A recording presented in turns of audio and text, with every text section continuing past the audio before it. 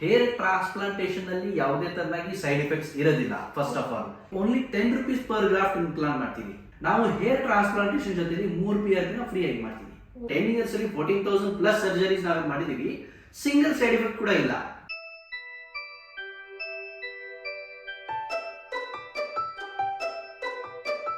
ನಮಸ್ಕಾರ ಫ್ರೆಂಡ್ಸ್, ಎಲ್ಲರಿಗೂ ಹೆಂಗಿದ್ದೀರಿ? ಆರಾಮದಿರಿ? ನೀವೆಲ್ಲರೂ ಆರಾಮದಿರಿ ಅಂತ ಅನ್ಕೊಳಕತ್ತೀನಿ.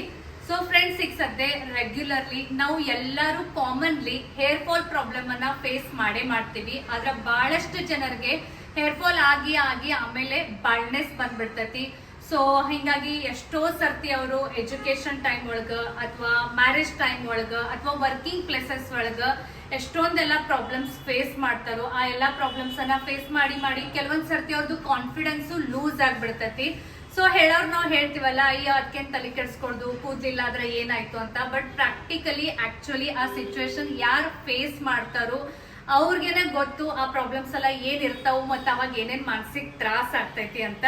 ಸೊ ಈ ರೀತಿ ಇನ್ ಮುಂದೆ ತಲೆ ಕೆಡಿಸ್ಕೊಳ್ಳೋ ನೆಸೆಸಿಟಿ ಇಲ್ಲ. ಯಾಕಂದ್ರೆ ನೀವು ಪ್ರೆಸ್ಟೀಜ್ ಹೇರ್ ಸೊಲ್ಯೂಷನ್ಸ್ ಬಂದ್ರಿ ಅಂದ್ರೆ ಅವರು ನಿಮ್ಗೊಂದು ಪರ್ಫೆಕ್ಟ್ ಸೊಲ್ಯೂಷನ್ ಕೊಡ್ತಾರೋ.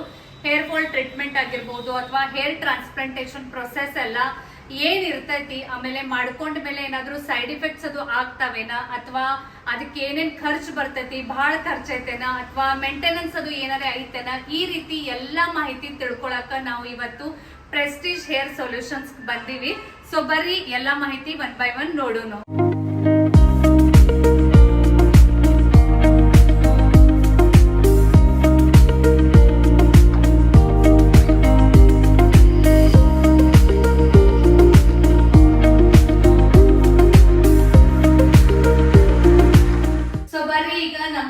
ಬ್ರಾಂಚ್ ಮ್ಯಾನೇಜರ್ ಅದಾರು. ಸೊ ಸರ್ ಕಡೆಯಿಂದ ನಾವು ಕಂಪ್ಲೀಟ್ ಆಗಿ ಎಲ್ಲಾ ಮಾಹಿತಿನೂ ತಿಳ್ಕೊಳ್ಳೋಣ. ನಮಸ್ತೆ ಸರ್. ನಮಸ್ಕಾರ. ಸೊ ಸರ್, ನಮಗ ಫಸ್ಟ್ ನಮ್ ವ್ಯೂವರ್ಸ್ ಪ್ರೆಸ್ಟೀಜ್ ಹೇರ್ ಸೊಲ್ಯೂಷನ್ಸ್ ಬಗ್ಗೆ ಸ್ವಲ್ಪ ಇಂಟ್ರೊಡಕ್ಷನ್ ಕೊಡ್ಬೇಕ್ರಿ. ಪ್ರೆಸ್ಟೀಜ್ ಹೇರ್ ಸೊಲ್ಯೂಷನ್ಸ್ ಬಂದ್ಬಿಟ್ಟು 10 years ಆಯ್ತು ಇವಾಗ ಸ್ಟಾರ್ಟ್ ಆಗಿ. ಓಕೆ. 10 years ಅಲ್ಲಿ ನಾವು 14,000 ಪ್ಲಸ್ ಸರ್ಜರೀಸ್ ಅನ್ನ ಕಂಪ್ಲೀಟ್ ಮಾಡಿರೋದಿದೆ. ಓಕೆ. ಅಂಡ್ 3,000 ಹೆಚ್ಚಿಗೆ ಹೇರ್ ಫಿಕ್ಸಿಂಗ್ ಕೂಡ ಮಾಡಿರೋದಿದೆ. ನ್ಯಾಚುರಲ್ ಟ್ರೀಟ್ಮೆಂಟ್ ಕೂಡ ಮಾಡ್ತೀವಿ. ಲೈಕ್ ಹೇರ್ ಟ್ರಾನ್ಸ್ಪ್ಲಾಂಟೇಶನ್ ಯಾರಿಗೆ ಅವಶ್ಯಕತೆ ಇದೆಯೋ ಅವರಿಗೆ ಹೇರ್ ಟ್ರಾನ್ಸ್ಪ್ಲಾಂಟೇಶನ್ ಮಾಡ್ತಾರೆ. ಹೇರ್ ಟ್ರಾನ್ಸ್ಪ್ಲಾಂಟ್ ನ ಬಿಟ್ಟು ಹೇರ್ ಫಾಲ್ ಆಗ್ತಾ ಇರ್ತದೆ ಅಥವಾ ಡ್ಯಾಂಡ್ರಫ್ ಇನ್ಫೆಕ್ಷನ್ ಇರ್ತದೆ, ಆ ಸಮಯದಲ್ಲಿ ಹೇರ್ ಟ್ರಾನ್ಸ್ಪ್ಲಾಂಟ್ ಮಾಡೋ ಅವಶ್ಯಕತೆ ಇರೋದಿಲ್ಲ. ಅವರಿಗೆ ನ್ಯಾಚುರಲ್ ರೀಗ್ರೋ ಟ್ರೀಟ್ಮೆಂಟ್ ಅಂತ ಒಂದು ಪ್ರೊಸೀಜರ್ ಇರ್ತದೆ. ಅದರಲ್ಲಿ 0.5 mm ನೀಡಲ್ಸ್ ಡರ್ಮೋ ರೋಲರ್ ಆಗಲಿ ಅಥವಾ PRP ಅಂತ ಹೇಳ್ತೀವಿ, ಪ್ಲೇಟ್ಲೆಟ್ ರಿಚ್ ಪ್ಲಾಸ್ಮಾ. ಸೊ ಈ ಪ್ರೊಸೀಜರ್ಸ್ ಇಂದ ಇನ್ನೂವರೆಗೂ ನಾವು 14,000 ಪ್ಲಸ್ ಸರ್ಜರೀಸ್ ನ ಕಂಪ್ಲೀಟ್ ಮಾಡಿ ಎಂಟೈರ್ ನಾರ್ತ್ ಕರ್ನಾಟಕನ ಕವರ್ ಮಾಡಿರೋದಿದೆ. And now we are getting clients from other states also because of the results. Okay. So sir, main ಅಂದ್ರ ಈಗ ಹೇರ್ ಟ್ರಾನ್ಸ್ಪ್ಲಾಂಟೇಶನ್ ಇದನ್ ಕಾನ್ಸೆಪ್ಟ್ ಐತಲ್ಲ, ಬಹಳ ಜನರಿಗೆ ಏನಾಗ್ತದೆ ಅಂದ್ರೆ ಅದು ಎಕ್ಸಾಕ್ಟ್ಲಿ ಯಾವಾಗ ಮಾಡ್ಕೋಬೇಕು ಮತ್ತೆ ಯಾಕೆ ಮಾಡ್ಕೋಬೇಕು ಅನ್ನೋದನ್ನ ಒಂದು ಇದಿರುತ್ತೆ ಕನ್ಫ್ಯೂಷನ್. ಸೊ ಅದ್ರ ಬಗ್ಗೆ ಏನ್ ಹೇಳ್ತೀರಾ? ಅಂದ್ರೆ ಅದು ಎಕ್ಸಾಕ್ಟ್ಲಿ ಯಾವಾಗ ಮಾಡ್ಕೋಬೇಕು ನಾವು? 18 years ಇಂದ 62 years ವರೆಗೂ ಹೇರ್ ಟ್ರಾನ್ಸ್ಪ್ಲಾಂಟೇಶನ್ ಮಾಡಬಹುದು. ಹೇರ್ ಟ್ರಾನ್ಸ್ಪ್ಲಾಂಟ್ ಯಾಕೆ ಮಾಡ್ಕೊಳ್ಬೇಕು ಅಂತ ಹೇಳಿದ್ರೆ, ಕೆಲವೊಂದು ಜನರಿಗೆ ಇವಾಗ ಹೇರ್ ಫಾಲ್ ಸಮಸ್ಯೆ ಬಹಳ ಇದೆ. ಸೊ ಹೇರ್ ಫಾಲ್ ಇದೆ, ಗ್ಯಾಪ್ ಇದೆ ಅಂತ ಹೇಳಿದ್ರೆ PRP ಟ್ರೀಟ್ಮೆಂಟ್ ಇಂದ ಕವರ್ ಆಗುತ್ತೆ. ಬಟ್ ಬಾಲ್ಡ್ನೆಸ್ ಇತ್ತು ಅಂತ ಹೇಳಿದ್ರೆ ಯಾವುದೇ ಟ್ರೀಟ್ಮೆಂಟ್ ಇಂದಾಗ್ಲಿ, ಆಯಿಲ್, ಶಾಂಪೂ, ಟ್ಯಾಬ್ಲೆಟ್, ಮೆಡಿಸಿನ್ ಏನೇ ತಗೊಂಡ್ರು ಬಾಲ್ಡ್ ಏರಿಯಾನಲ್ಲಿ ಹೇರ್ ಗ್ರೋತ್ ಆಗೋದಿಲ್ಲ. ಸೊ ಆ ಸಮಯದಲ್ಲಿ hair transplant is the only option. So ಅದನ್ನ ನಾವು ಬ್ಯಾಕ್ ಸೈಡ್ ಡೋನರ್ ಏರಿಯಾದಿಂದ ಗ್ರಾಫ್ಟ್ಸ್ ನ ಎಕ್ಸ್ಟ್ರಾಕ್ಟ್ ಮಾಡಿ ಎಲ್ಲಿ ಬಾಲ್ಡ್ ಇದೆ ಆ ಏರಿಯಾನಲ್ಲಿ ಇಂಪ್ಲಾಂಟ್ ಮಾಡ್ತಾರೆ. So this is the only option ನಿಮಗೆ ಹೇರ್ ಗ್ರೋತ್ ಆಗ್ಲಿಕ್ಕೆ.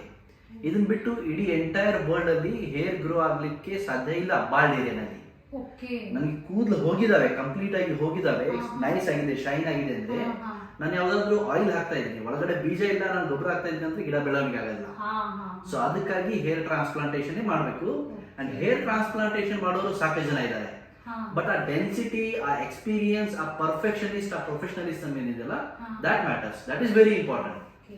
ಸೊ ಈಗ ನಿಮಗೆ ಹೇರ್ ಟ್ರಾನ್ಸ್ಪ್ಲಾಂಟೇಶನ್ ಯಾಕೆ ಮಾಡಬೇಕು ಅನ್ನೋದು ಎಕ್ಸಾಕ್ಟ್ ರೀಸನ್ ತಿಳಿದೈತಿ ಅಂತ ಅನ್ಕೊಳಕತ್ತೀನಿ. ಸೊ ಬಹಳಷ್ಟು ಜನರಿಗೆ ಏನಿರ್ತೈತಿ ಅಂದ್ರೆ ಅದು ಮಾಡ್ಕೊಂಡ್ಮೇಲೆ ಏನಾದ್ರು ಸೈಡ್ ಎಫೆಕ್ಟ್ ಅದು ಆಗ್ಬೋದು ಅನ್ನೋ ಅಂಜಿಕೆದಿಂದನೂ ಬಹಳಷ್ಟು ಜನ ಡಿಸಿಷನ್ ತಗೊಳಂಗಿಲ್ಲ. ಸೊ ಹೇರ್ ಟ್ರಾನ್ಸ್ಪ್ಲಾಂಟೇಶನ್ ಮಾಡ್ಕೊಂಡ್ಮೇಲೆ ಏನಾದ್ರು ಸೈಡ್ ಎಫೆಕ್ಟ್ಸ್ ಅದು ಆಗ್ತೈತಿ? ನೀವು ಕೇಳ್ತಾ ಇರೋ ಪ್ರಶ್ನೆ ಸಾಕಷ್ಟು ಜನರಿಗೆ ಇದು 99% ಜನರಿಗೆ ಇದು ಡೌಟ್ ಇರ್ತದೆ. ಹೇರ್ ಟ್ರಾನ್ಸ್ಪ್ಲಾಂಟೇಶನ್ ಅಲ್ಲಿ ಯಾವುದೇ ತರನಾಗಿ ಸೈಡ್ ಎಫೆಕ್ಟ್ಸ್ ಇರೋದಿಲ್ಲ. ಫಸ್ಟ್ ಆಫ್ ಆಲ್ ಇವಾಗ ಕೆಲವೊಂದು ಜನರಿಗೆ ಏನ್ ಹೇಳ್ತಾ ಇದಾರೆ ಅವ್ರಿಗೆ ಲ್ಯಾಕ್ ಆಫ್ ನಾಲೆಜ್ ಇರ್ತದೆ. ಒಂದು ಎರಡನೇದು ಹೆದರ್ಕೊಳ್ತಾರೆ, ತಲೆ ವಿಷಯ ಇದೆ, ಏನಾದ್ರೂ ಆಗಬಹುದು ಅಂತ. ಸೊ ಇದರಲ್ಲಿ ಹೇರ್ ಟ್ರಾನ್ಸ್ಪ್ಲಾಂಟೇಶನ್ ಅಲ್ಲಿ ನಾವೇನ್ ಮಾಡ್ತೀವಿ, ಫಸ್ಟ್ ಬಂದ ತಕ್ಷಣ ಡೈರೆಕ್ಟ್ ಆಗಿ ಹೇರ್ ಟ್ರಾನ್ಸ್ಪ್ಲಾಂಟ್ ಮಾಡೋದಿಲ್ಲ. ಮುಂಚೆ ಚೆಕ್ ಮಾಡ್ತಾರೆ ಅವ್ರಿಗೆ ಹೇರ್ ಟ್ರಾನ್ಸ್ಪ್ಲಾಂಟೇಶನ್ ಅವಶ್ಯಕತೆ ಇದೆಯಾ ಅಥವಾ ನ್ಯಾಚುರಲ್ ಟ್ರೀಟ್ಮೆಂಟ್ ಇಂದ ಟ್ರೀಟ್ಮೆಂಟ್ ಆಗಬಹುದಾ ಅಂತ. ಟ್ರಾನ್ಸ್ಪ್ಲಾಂಟೇಶನ್ ಅವಶ್ಯಕತೆ ಇತ್ತು ಅಂತಂದ್ರೆ ಡೈರೆಕ್ಟ್ ಆಗಿ ಟ್ರಾನ್ಸ್ಪ್ಲಾಂಟ್ ಮಾಡೋದಿಲ್ಲ ಆ ಸಮಯದಲ್ಲೂ ಕೂಡ. ಯಾಕಂದ್ರೆ ಟ್ರಾನ್ಸ್ಪ್ಲಾಂಟ್ ಮಾಡೋದ್ರಿಂದ ಹೋಗಿರೋ ಜಾಗದಲ್ಲಿ ಕೂದಲು ಬರ್ತದೆ, ಆದ್ರೆ ಇರೋ ಕೂದಲು ಫ್ಯೂಚರ್ ಅಲ್ಲಿ ಹೋಗಬಹುದು. ಅದಕ್ಕಾಗಿ ನಾವು ಮುಂಚೆ ಅವ್ರಿಗೆ ಡರ್ಮೋ, ಪ್ರೋಟೀನ್, PRP ಅಂತ ಟ್ರೀಟ್ಮೆಂಟ್ ಇದೆ. ಆ ಟ್ರೀಟ್ಮೆಂಟ್ ಅನ್ನ ಮಾಡಿ ಅದ್ರ ನಂತರ 16 ತರದ ಬ್ಲಡ್ ಟೆಸ್ಟ್ ಮಾಡ್ತೀವಿ. ಹಾರ್ಮೋನ್ಸ್ ಬಾಡಿಯಲ್ಲಿ ಏನಾದ್ರು ಪ್ರಾಬ್ಲಮ್ ಇದೆಯಾ ಅಂತ ಚೆಕ್ ಮಾಡ್ತೀವಿ. ಅದ್ರ ನಂತರ ಒಂದು ಡೇಟ್ ಕೊಟ್ಟು ಟ್ರಾನ್ಸ್ಪ್ಲಾಂಟ್ ಮಾಡ್ತಾರೆ. ಟ್ರಾನ್ಸ್ಪ್ಲಾಂಟೇಶನ್ ಆದ ನಂತರ ಪೋಸ್ಟ್ ಪ್ರೊಸೀಜರ್, ಆಫ್ಟರ್ ಟ್ರಾನ್ಸ್ಪ್ಲಾಂಟ್ ಅವರಿಗೆ ಹೇಗೆ ಮೇಂಟೈನ್ ಮಾಡಬೇಕು, ಅದನ್ನ ಹೇಗೆ ಕೇರ್ ತಗೊಳ್ಬೇಕು, ಅದನ್ನ ಕಂಪ್ಲೀಟ್ ಆಗಿ ಅವರಿಗೆ ಗೈಡ್ ಮಾಡಿ ಡಯಟ್ ಶೀಟ್ ಹೇಳ್ತಾರೆ. ಯಾವ ಆಹಾರ ತಗೊಂಡ್ರೆ ಕೂದಲಿಕ್ಕೆ ಹೆಲ್ಪ್ ಆಗುತ್ತೆ, result best of the best result ಹೇಗೆ ಬರಬಹುದು, ಯಾವ ತರನಾಗಿ ಅದನ್ನ ಕಾಪಾಡ್ಕೋಬಹುದು ಅಂತ ಇನ್ಫಾರ್ಮ್ ಮಾಡ್ತಾರೆ. So there is no single side effect at all. ಯಾಕಂದ್ರೆ 10 years ಅಲ್ಲಿ 14,000 ಪ್ಲಸ್ ಸರ್ಜರೀಸ್ ನಾವೇ ಮಾಡಿದೀವಿ, ಸಿಂಗಲ್ ಸೈಡ್ ಎಫೆಕ್ಟ್ ಕೂಡ ಇಲ್ಲ. ಫಸ್ಟ್ ಕ್ಲಾಸ್ ಸರ್ಜರೀಸ್ ಅಂಡ್ ಇದು completely safe and secured method. ಇದರಲ್ಲಿ 2 ಮೆಥಡ್ ಇದೆ ಆಕ್ಚುಲಿ, FUT ಅಂಡ್ FUE ಅಂತ, follicle unit transplantation and follicle unit extraction. ಮುಂಚೆ ಏನ್ ಮಾಡ್ತಿದ್ರು, ಹಿಂದ್ಗಡೆ ಡೋನರ್ ಏರಿಯಾದಲ್ಲಿ ಸ್ಕಿನ್ ಅನ್ನ ಕಟ್ ಮಾಡಿ ಗ್ರಾಫ್ಟ್ಸ್ ಎಕ್ಸ್ಟ್ರಾಕ್ಟ್ ಮಾಡಿ ಇಂಪ್ಲಾಂಟ್ ಮಾಡ್ತಿದ್ರು. ಆ ಟೈಮ್ ಅಲ್ಲಿ ಸೈಡ್ ಎಫೆಕ್ಟ್ಸ್ ಇರಲಿಲ್ಲ, ಬಟ್ ನೋವು ಹೆಚ್ಚಿಗೆ ಆಗ್ತಿತ್ತು, ಪೇನ್ ತುಂಬಾ ಹೆಚ್ಚಿಗೆ ಆಗ್ತಿತ್ತು. ಇವಾಗಿನ latest and advance technology FUE method ಬಂದಿದೆ. There is no single side effect and there is no pain. ನೋವು ಕೂಡ ಆಗೋದಿಲ್ಲ ಇದರಲ್ಲಿ. ಟ್ರಾನ್ಸ್ಪ್ಲಾಂಟ್ ಮಾಡ್ಕೊಂಡು ಸೇಮ್ ಡೇ ಚೇರ್ ವರ್ಕ್ ಇದೆ ಅಂದ್ರೆ ಕೆಲ್ಸಕ್ಕೆ ಕೂಡ ಹೋಗ್ಬೋದು, ಅಷ್ಟು ಈಸಿ ಆಗಿದೆ. ಸೊ ನೋಡ್ರಿ ಫ್ರೆಂಡ್ಸ್, ನಂಗೂ ಆಕ್ಚುಲಿ ಯಾಕಂದ್ರೆ ನಮ್ದೇನಿದು ಹೆಡ್ ಏರಿಯಾ ಅಂದ್ರೆ ಸೆನ್ಸಿಟಿವ್ ಮತ್ತು ಇಂಪಾರ್ಟೆಂಟ್ ನಮ್ ಬಾಡಿ ಆರ್ಗನ್ ಅದು. ಸೊ ಅಲ್ಲಿ ಅದೆಲ್ಲ ಹೇರ್ ಟ್ರಾನ್ಸ್ಪ್ಲಾಂಟೇಶನ್ ಮಾಡ್ಕೊಳ್ಳೋದು ಅಂದ್ರೆ ಯಾರಿಗಾದ್ರೂ ಸಾಹಜಿಕ ಒಂದು ಅಂಜಿಕೆ ಬರ್ತೈತಿ. ಆಮೇಲೆ ಸೈಡ್ ಎಫೆಕ್ಟ್ ಏನಾರ ಆಮೇಲೆ ಆತಂದ್ರ ಬ್ಯಾಡ್ ಬಿಡಪ್ಪ ಅಂತ ಹಿಂಗ ಅನಿಸ್ತಿರ್ತೈತಿ. ಸೊ ನಂಗೂ ಈ ರೀತಿ ಎಲ್ಲ ಒಂದ್ ಸ್ವಲ್ಪ ಹಿಂಗ ಏನೇನೋ ಸರ್ ಅಂದಂಗ್ ಲ್ಯಾಕ್ ಆಫ್ ನಾಲೆಜ್ ಇತ್ತಂದ್ರ ಜಾಸ್ತಿ ಕನ್ಫ್ಯೂಷನ್ ಆಗ್ತೈತಿ. ಸೊ ನನ್ಗೊಂದ್ ಸ್ವಲ್ಪ ಲ್ಯಾಕ್ ಆಫ್ ನಾಲೆಜ್ ಇತ್ತು, ಬಟ್ ಈಗ ನೀವು ಇಷ್ಟೆಲ್ಲ ಡೀಟೇಲ್ ಆಗಿ ನೀಟ್ ಆಗಿ ಕ್ಲಿಯರ್ ಮಾಡಿದ್ಮೇಲೆ ಈಗ ಎಷ್ಟೊಂದೆಲ್ಲ ಅದೇನು ಮಿಸ್ಕಾನ್ಸೆಪ್ಷನ್ಸ್ ಇದ್ವು ಎಲ್ಲ ಕ್ಲಿಯರ್ ಅದು. ಸೊ ಇನ್ನೂ ಒಂದು ಏನಾಗ್ತೈತಿ ಸರ್, ಇಷ್ಟೆಲ್ಲ ತಿಳ್ಕೊಂಡ್ಮೇಲೆ ಬಹಳಷ್ಟು ಜನರಿಗೆ ಒಂದು ಹೇರ್ ಟ್ರಾನ್ಸ್ಪ್ಲಾಂಟೇಶನ್ ನಾನು ಮಾಡ್ಕೋಬೇಕಪ್ಪ ಒಂದು ಚಲೋ ಅನಿಸ್ತೈತಿ. ಆಮೇಲೆ ಕಾನ್ಫಿಡೆನ್ಸ್ ಬಾಳ ಜನಕ್ಕೆ ಒಂದ್ ಸ್ವಲ್ಪ ಲ್ಯಾಕ್ ಆಗಿರ್ತೈತಿ, ಅದನ್ನು ಬೂಸ್ಟ್ ಆಗ್ತೈತಿ ಅಂತೆಲ್ಲ ಗೊತ್ತಿರ್ತೈತಿ.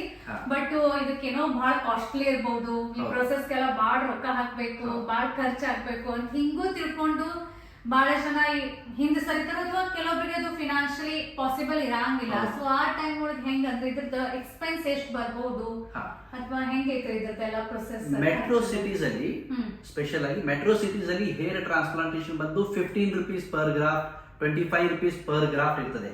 ಅಂದ್ರೆ ಫಾರ್ ಎಕ್ಸಾಂಪಲ್ 4,000 ಗ್ರಾಫ್ಟ್ಸ್ ಯಾರಿಗಾದ್ರೂ ಬೇಕಾಗಿದೆ ಅಂದ್ರೆ 20 rupees per graft ಅಂದ್ರೆ 80,000 rupees ಆಯ್ತು, which is very expensive metro cities ಅಲ್ಲಿ. ಬಟ್ ಇಲ್ಲಿ ನಾವೇನ್ ಮಾಡ್ತೀವಿ, ನಮ್ದು ಬೈ ಮೌತ್ ಆಫ್ ವರ್ಡ್ ಅಂದ್ರೆ ಮಾರ್ಕೆಟಿಂಗ್, ಒಬ್ಬರದ್ದು ರಿಸಲ್ಟ್ ನೋಡ್ಕೊಂಡು ಇನ್ನೊಬ್ಬರು ಬರ್ತಾರೆ.